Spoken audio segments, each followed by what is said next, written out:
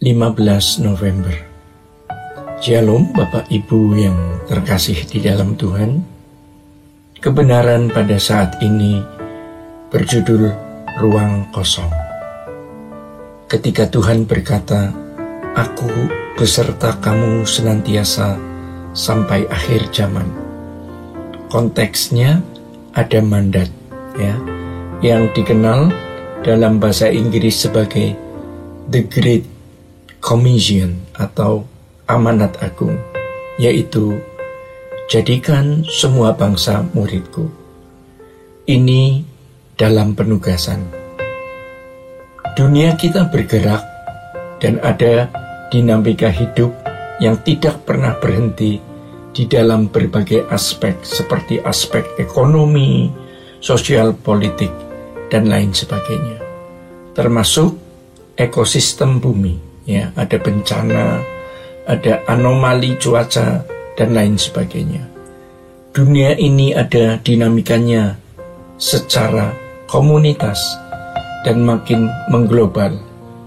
Apa yang terjadi di sebuah tempat pasti mempengaruhi tempat lain. Setiap kita punya dinamika hidup yang tidak lepas dari dinamika hidup yang berlangsung. Di dalam hal ini, Tuhan hadir. Tuhan menuntun kita bagaimana melewati perjalanan di dalam dinamika hidup yang bergerak ini. Sekolah kehidupan kita tetap berlangsung dalam dinamika hidup kita pribadi, terkait dengan dinamika hidup yang berlangsung di dunia sekitar.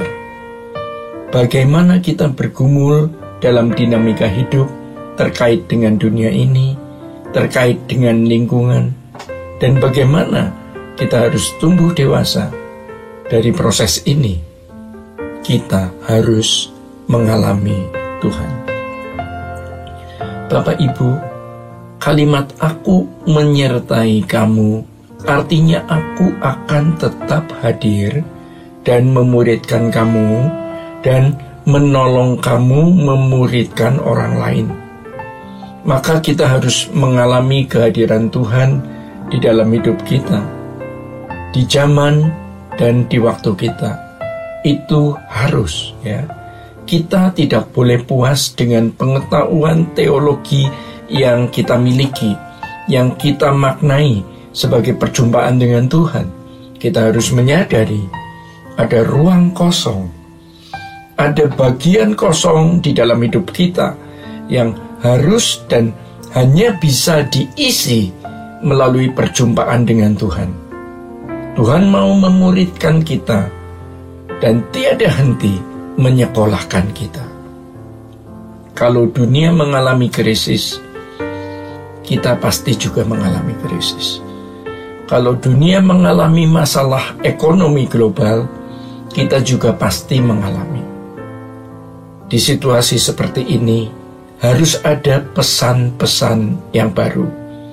Kalau seorang hamba Tuhan tidak mengalami perjumpaan dengan Tuhan, maka dia tidak bisa menyampaikan inspirasi baru yang dari Tuhan. Maka kita harus mulai bertanya, apakah saya mengalami penyertaan Tuhan selama ini?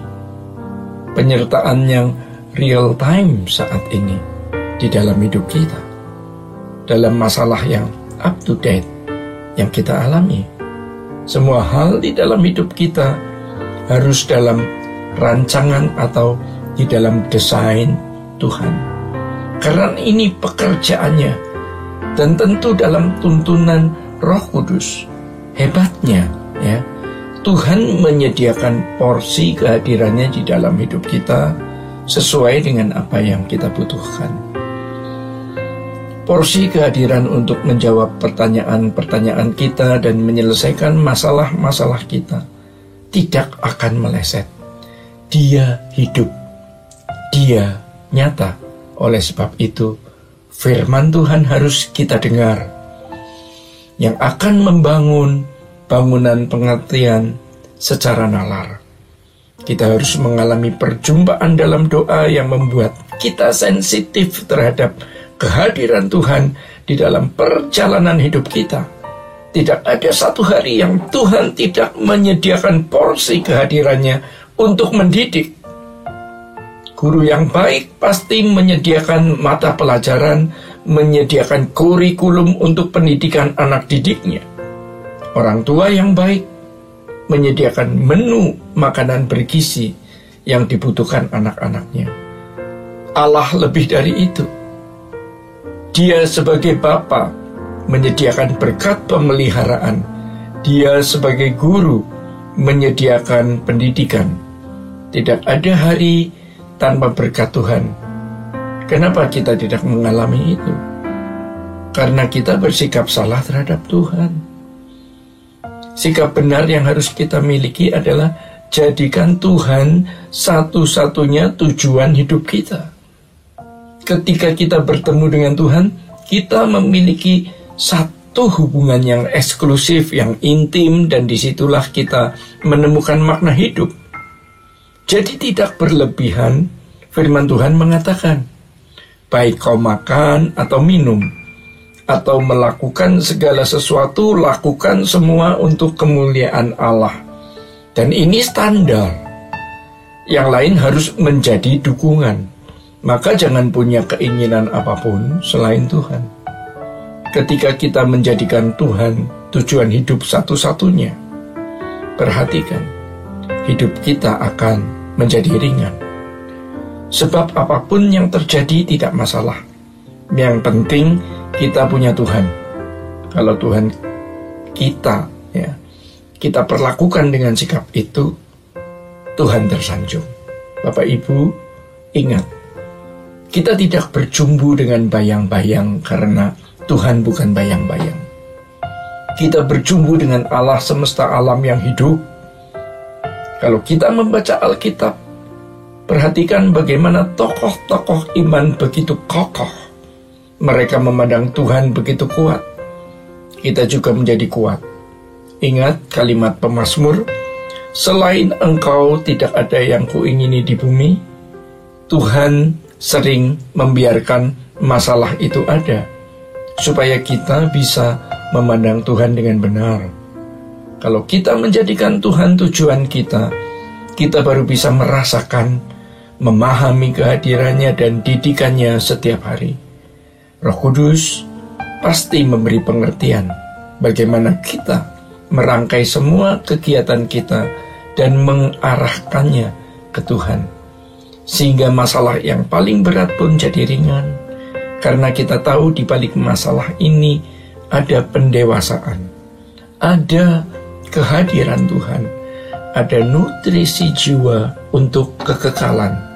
Kita akan semakin peka untuk memaknai kejadian-kejadian di mana Tuhan menasihati kita, dan ini akan membuat kita dewasa.